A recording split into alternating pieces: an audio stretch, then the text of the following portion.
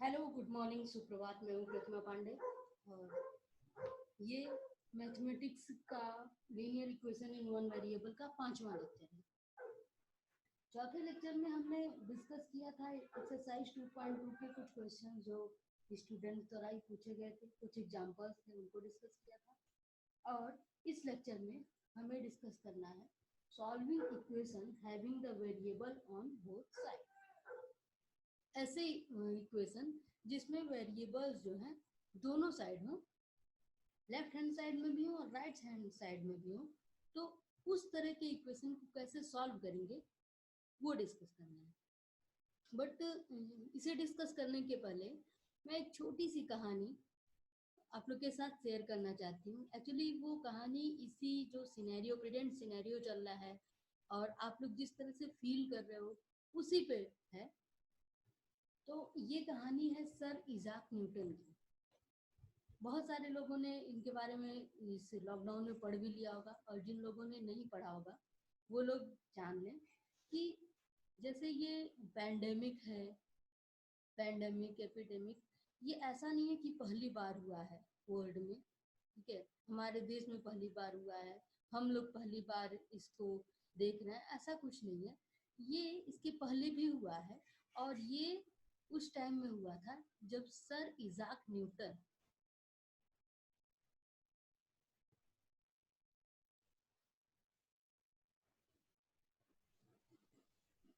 Sir Ijak Newton 23 years के थे और ये पढ़ रहे थे। ये कैम्ब्रिज यूनिवर्सिटी के एक कॉलेज, ट्रिनिटी कॉलेज है, उसमें पढ़ रहे थे। उस टाइम क्या हुआ था कि ग्रेट प्लेग फैल गया था पूरे उनके जो है देश में। ग्रेट प्लेग फैल गया था और उनको बोला गया कि अब जैसे आप भी लोग अभी घर पे हैं, तो वैसे ही सारे स्टूडेंट्स को बोला गया कि अब घर जाओ और 1 साल, शायद 1 साल लग जाए, किसी को कुछ पता नहीं था कि कितने टाइम लगेंगे इसके।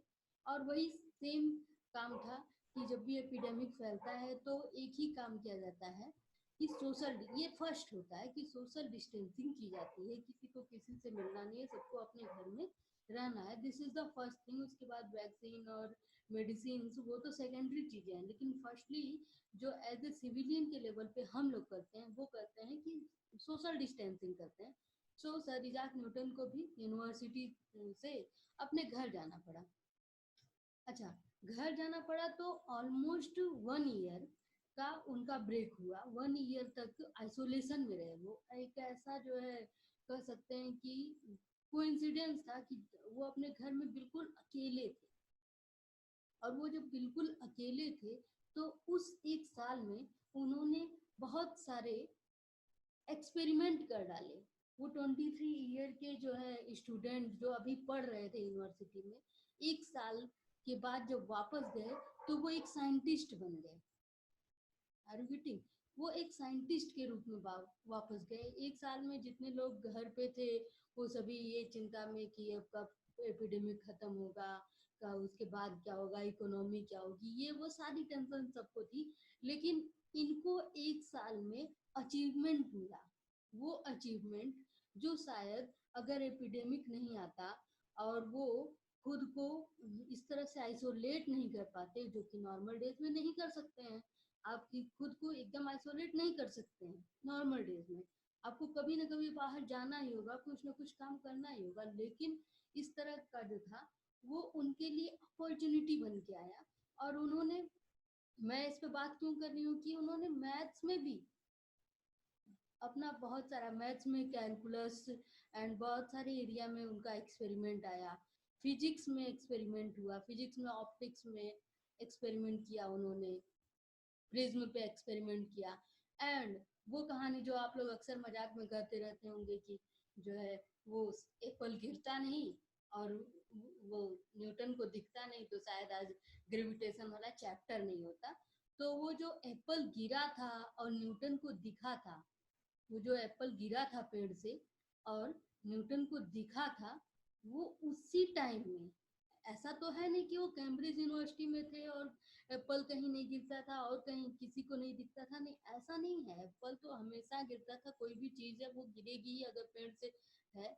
लेकिन वो चूंकि आइसोलेशन पीरियड में थे इसलिए उनका दिमाग जो है हर एक चीज इन्वायरमेंट में जो भी चीजें घटित हो रही थी उस पर बहुत ही शार्प उनका नोटिस जा रहा था कि कोई चीज हो रही है तो क्यों हो रही है। वो यूनिवर्स को बहुत अच्छे से महसूस करना चाह रहे थे, वो कर रहे थे आइसोलेशन पीरियड में, क्योंकि और कुछ ज्यादा उनके दिमाग में नहीं था, बस उनके एक्सपेरिमेंट्स चल रहे थे।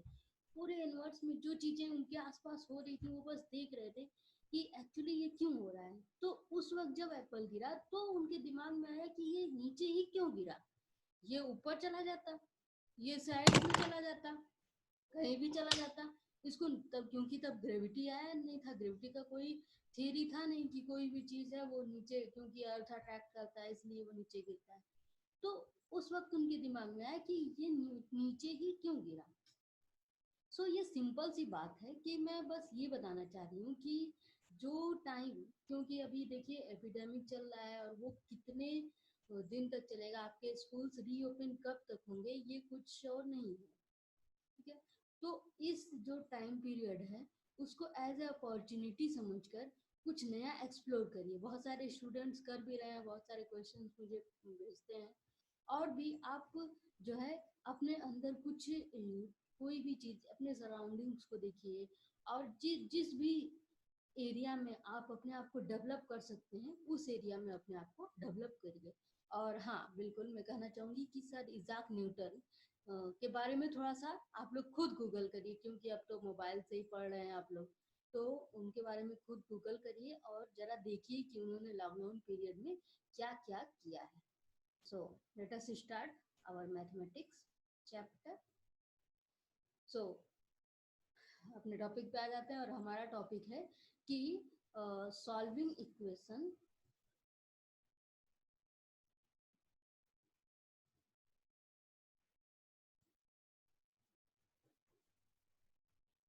व्हेन वेरिएबल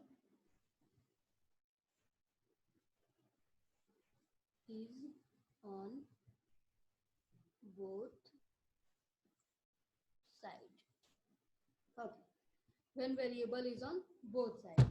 तो आपके बुक का एक एग्जांपल ले लेते हैं। बुक में आपके एग्जांपल दिया है 2x minus three is equals x plus two.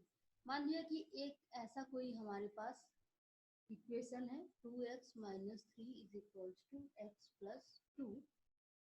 So अब यहाँ पे वेरिएबल दोनों साइड है, एलएचएस में भी है और आरएचएस में भी है।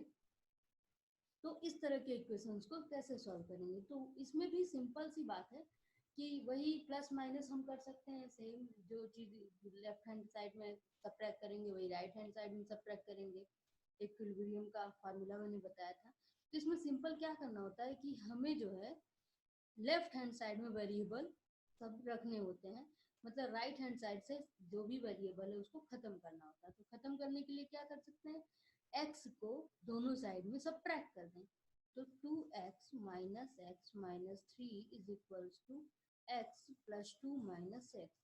अब ये x खत्म हो गया और यहाँ पे आ गया हमारा x minus three is equals to two. And now हम थ्री को दोनों साइड ऐड कर देंगे तो हमें मिल जाएगा x इज इक्वल्स टू 5।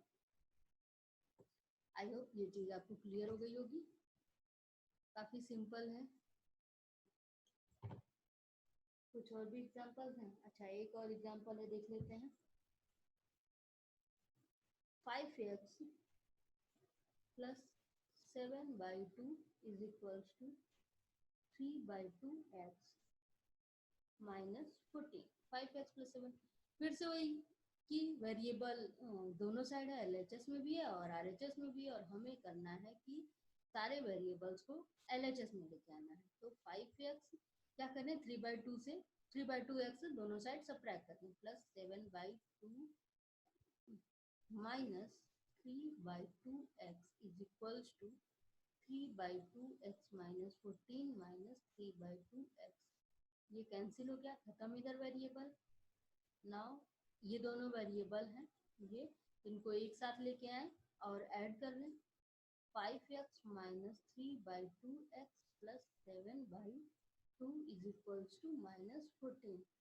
अगर ये पूरा लेके आ रहे हैं तो इसका साइन यहाँ पर मत छोड़ दीजिएगा, साथ में इसको लेके आइएगा। Okay, so taking LCM, this is 2, this is 5 2s are 10x minus 3x plus 7/2 is equals minus 14. Let us go to the next page.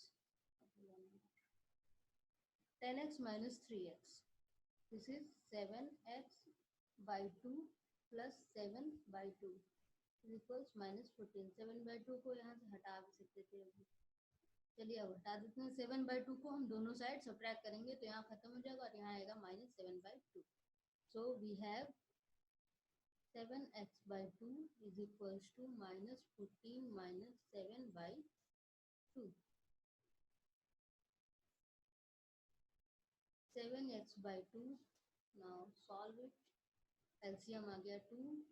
14 2 का माइनस का 28 minus 7 और 7x/2 is equals to minus 35/2.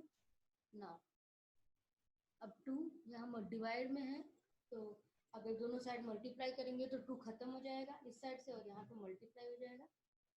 तो 7x is equals to minus 35/2 into 2.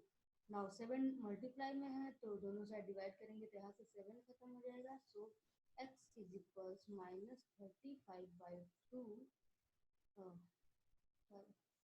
into 2 by 7.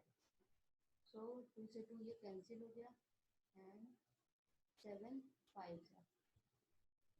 So we get the answer x is equals minus 5. I hope ये चीज़ clear हो गई होगी. तो ये काफ़ी इजी सा था. इसके बाद एक छोटा सा एक्सरसाइज दिया हुआ है जो कि आप लोग के लिए है. आप लोग कर लेंगे 2.3. उसके बाद आपका नेक्स्ट एक्सरसाइज के लिए कुछ दिया हुआ है सम मोर एप्लीकेशंस. हम एप्लीकेशंस पढ़ चुके हैं. थोड़े से जो है इजी एप्लीकेशन कर सकते हैं. छोटे छोटे एप्लीकेशन पढ़ चुके हैं.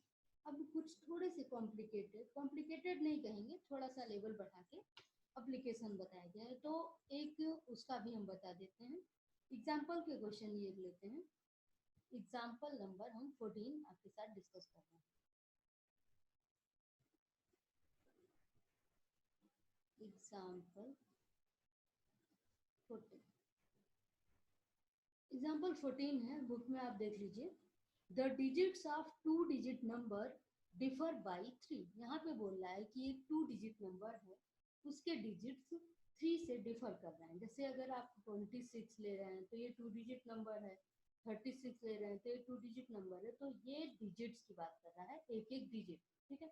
तो मान ले रहे हैं कि ऐसे ही हमारा 2 डिजिट. अच्छा अब 26 को जब भी इस तरह के क्वेश्चन होंगे तो इसको ऐसे सॉल्व करेंगे. अब जैसे 26 को अगर हम ब्रेक करके लिखें तो क्या लिखेंगे 20 प्लस 6. क्योंकि ये जो है टेंस प्लेस पे है ये वंस प्लेस पे है. तो टेंस प्लेस पे जो डिजिट होगा उसमें 10 से मल्टीप्लाई करेंगे और वंस प्लेस को ऐसे ही लिख देंगे. ऐसे इसको क्या लिखेंगे 30 प्लस 6.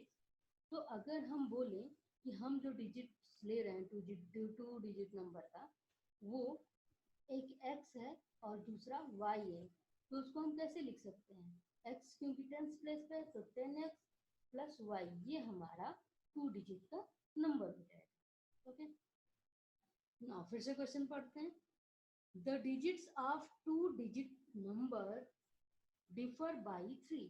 अब यहाँ पे देखिए कि बोल रहा है कि जो डिजिट्स हैं 2 डिजिट नंबर के जो डिजिट्स हैं वो एक दूसरे से 3 से डिफर कर रहे हैं. मतलब या तो टेंस प्लेस वंस प्लेस से 3 जाता है या वंस प्लेस टेंस प्लेस से 3 जाता है. ठीक है. तो मान लिया कि जो है एक डिजिट x है तो दूसरा क्या हो जाएगा x प्लस 3. अगर ये टेंस है तो ये हो जाएगा 1. तो अब हमारे डिजिट्स हो जाएंगे. तो थोड़ा सा सिस्टमेटिकली लिखें. नेक्स्ट इस पे चलते हैं. Let the digits are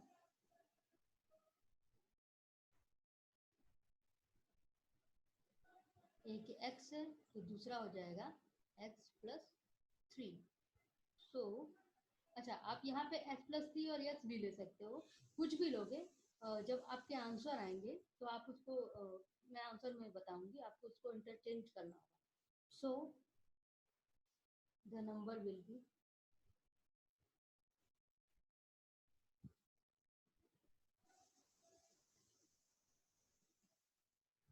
number क्या होगा, ये टेंस प्लेस है, ये वंस प्लेस है, तो 10x plus x plus three, 10x plus x plus three. आई होप ये वाला स्टेप आपको क्लियर होगा। टेंस प्लेस पे 10 से मल्टीप्लाई कर देते हैं और वंस प्लेस को डायरेक्ट ऐसे ऐड कर देते हैं। थोड़ा सा और सिंप्लीफाई कर दें तो 10x प्लस एक्स हो जाएगा 11x प्लस थ्री। ओके अब आगे बढ़ते हैं। ये तो पहला जो है फुल स्टॉप तक का मामला समझ गए। If the digits are interchanged and the resulting number is added to the original number, ये हमारा ओरिजिनल नंबर हो गया। अब इफ अब अगर डिजिट्स को इंटरचेंज कर दें, मतलब जो टेंस पे है उसको वंस पे कर दें और जो वंस पे उसको टेंस पे कर दें, so number obtained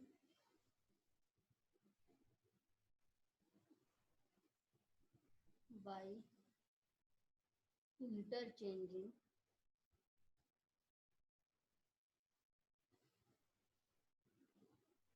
the digits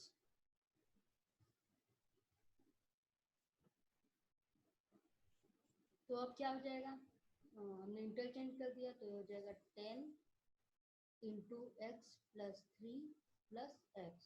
अब इसमें 10 से मल्टीप्लाई होगा और ये डायरेक्ट ऐड होगा, तो इसको थोड़ा सा is equals to 10x plus 30 plus x is equals to 11x plus 30। Okay अब इसके बाद बोला गया है ये इंटरचेंज करने के बाद नंबर मिला है, ये नंबर इंटरचेंज करने के बाद मिला और ये ओरिजिनल है, ठीक है। फिर बोला गया है and resulting number is added to the original number, मतलब ये जो नंबर मिला इसको ओरिजिनल नंबर में ऐड करना। सो हमारा पहला नंबर 11x प्लस थ्री, दूसरा 11x प्लस 30 ऐड कर देते हैं। So now adding both of two,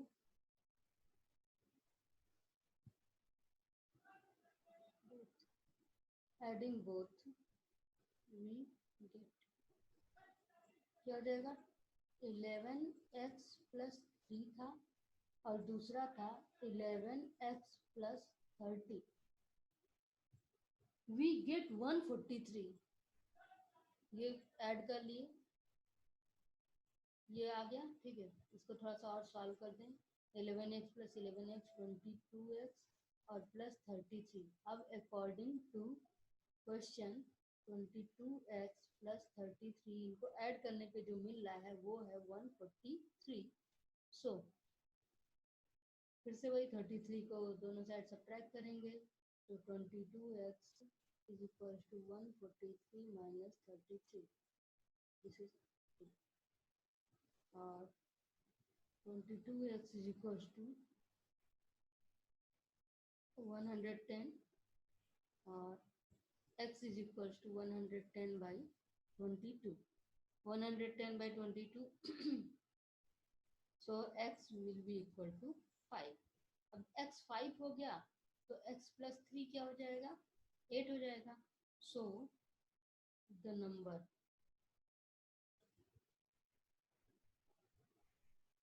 ये नंबर क्या हो जाएगा, क्योंकि हमने पहले x लिया था फिर x प्लस 3 लिया था तो 58 हो जाएगा।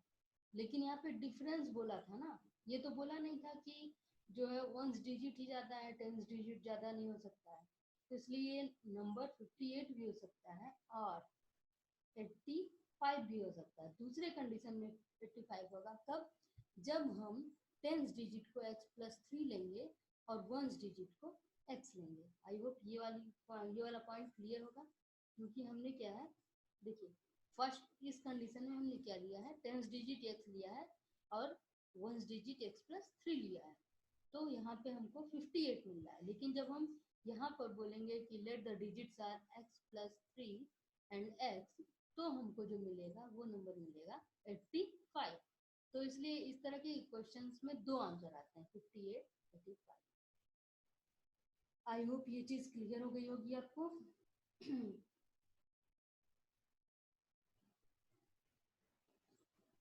ओके ओके, सो एक क्वेश्चन है जो इस चैप्टर का नहीं है लेकिन हमसे पूछा गया है, तो थोड़ा सा मैं बस उसके बारे में हल्का सा डिस्कस करना चाहूंगी।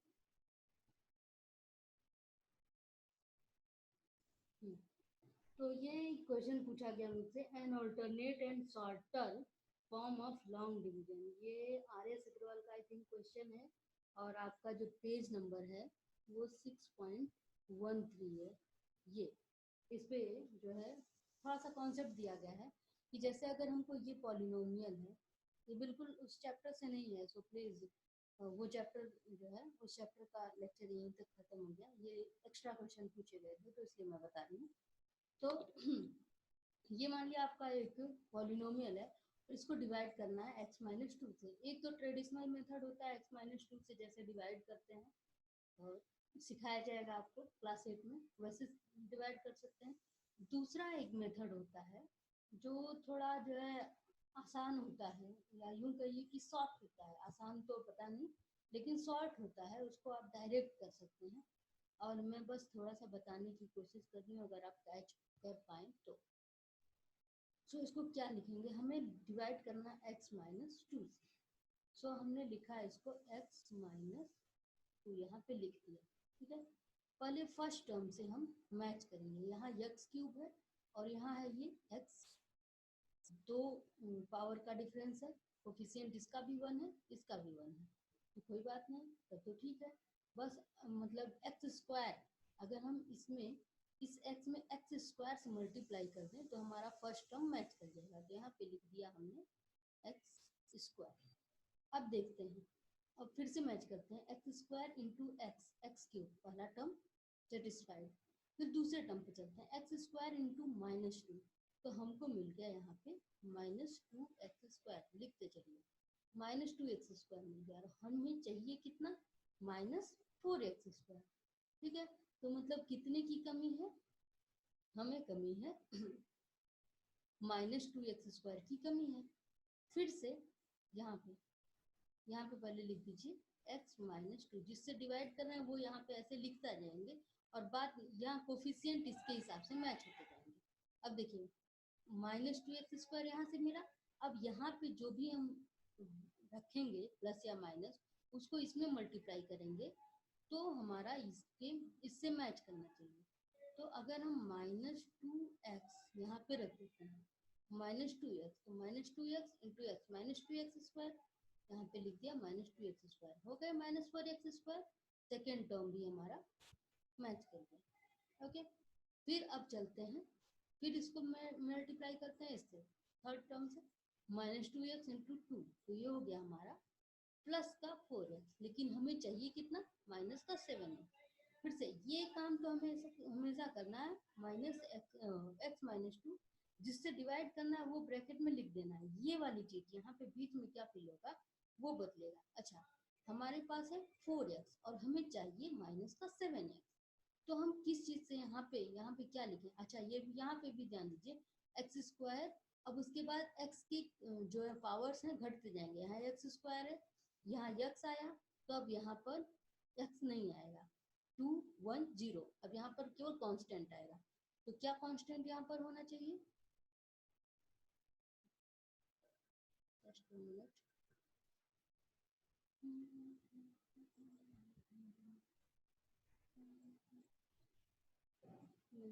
ओह सॉरी, क्वेश्चन में सेवन एक्स प्लस का seven x, this is plus seven x.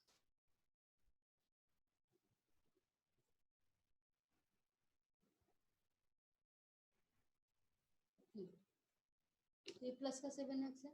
Okay, सो हमारे पास फोर एक्स आ ही गया है, तो यहाँ पे अगर हम प्लस का थ्री मल्टीप्लाई कर दें तो यहाँ से हो जाएगा थ्री एक्स और प्लस फोर एक्स, ये आ गया सेवन एक्स, मतलब तीसरा टर्म भी हमारा कंप्लीट हो गया। ओके, अब हम लास्ट वाले को चेक करते हैं, तो थ्री टू जा माइनस सिक्स, हमारे पास आ गया माइनस सिक्स, लेकिन हमें चाहिए था केवल माइनस टू, मतलब हमारा जो है अगर हम इसमें प्लस फोर ऐड कर दें तो ये माइनस सिक्स में से प्लस फोर चला जाएगा और ये आएगा माइनस टू।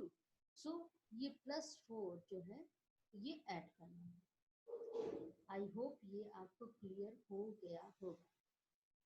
फिर से मैं बता देती हूँ कि जब भी आप इस तरह से डिवाइड करोगे तो पावर्स क्या है, एक्स क्यूब है। ये सबसे पहले आपको ये लिखना है, जिस चीज से डिवाइड कर रहे हो एक्स माइनस टू वही लिखते चलना है। बीच के टर्म्स आपके हिसाब से फिल होंगे, ठीक है। एक बार फिर से देख लीजिए, बीच के टर्म्स फिल। सबसे पहले आपने लिख लिया एक्स माइनस टू। अब पहले एक एक टर्म को सेटिस्फाई करते जाएंगे। एक्स क्यूब चाहिए हमारा, यहाँ पे एक्स है, किस चीज से मल्टीप्लाई करें, एक्स स्क्वायर से, वेरी गुड। फिर x square into x match भी कर लेंगे, x square into x, x cube पहला टर्म सेटिस्फाई हो गया। फिर x square into minus two क्या हो जाएगा, माइनस टू एक्स स्क्वायर। हमें चाहिए माइनस फोर एक्स स्क्वायर, तो यहाँ से माइनस टू एक्स स्क्वायर हुआ और यहाँ पे माइनस टू एक्स से मल्टीप्लाई कर दें तो माइनस टू एक्स स्क्वायर और यहाँ से minus two x square, second term satisfy हो गया। Okay, again x minus two रखिए। ओके, अब यहाँ पे माइनस टू एक्स और minus two into two plus four x और हमें चाहिए प्लस का सेवन एक्स। तो कितना कम है, थ्री एक्स कम है, तो यहाँ पे प्लस का थ्री। अगर माइनस कर देंगे तो minus three x plus four x minus three x three x हो जाएगा, इसलिए यहाँ पे साइन भी इसी हिसाब से होगा। तो प्लस का थ्री एक्स, तो four x plus three x seven x plus three to जा माइनस सिक्स। अब लास्ट में हमारे पास बच रहा है माइनस सिक्स और होना क्या चाहिए, माइनस टू। तो माइनस टू बच रहा है, होना चाहिए, तो इसका मतलब कि प्लस का जो फोर है वो मतलब माइनस फोर हमारे पास जाता है, तो उसको बैलेंस करने के लिए क्या करते हैं, प्लस फोर ऐड कर दें, प्लस फोर ऐड कर दें, तो वही कर दिया। क्लियर हो गया हो तो वेल एंड गुड, अदरवाइज सोचिए, ज़्यादा जितना सोचेंगे उतना ही समझ में आएगा।